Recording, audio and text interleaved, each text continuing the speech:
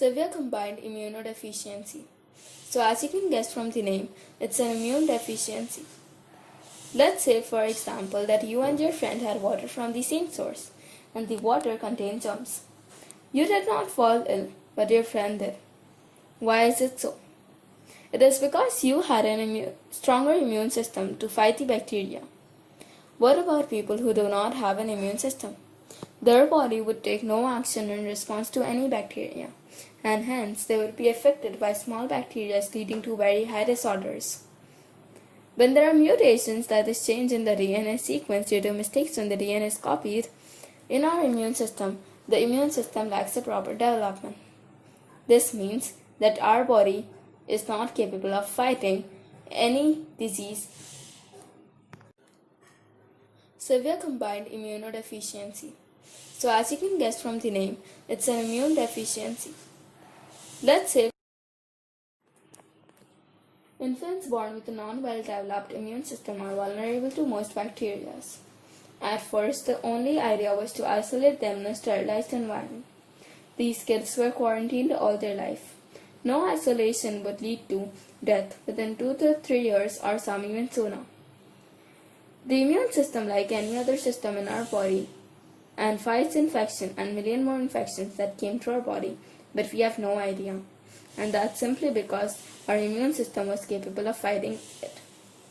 Different types of immune cells carry different function, like the B cell and the T cell, which are responsible for detection and killing of bacteria.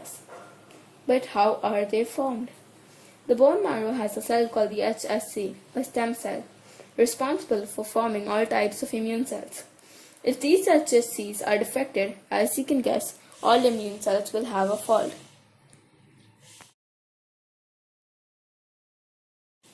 How do you cure the HSC? There are two ways. Make the HSC function well, or remove the HSC and place new ones.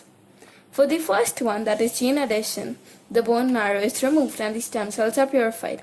A low dose of chemotherapy is given to make space for new HSC, and then the fixed DNA is placed in the HSC and then back to the body. But chemotherapy is a toxic process leading to hair loss, fatigue, infection, or anemia. Hence, an alternative gene transplant came out. In this, patients are given antibody instead of chemotherapy that removes the HSC, and the altered HSC is placed.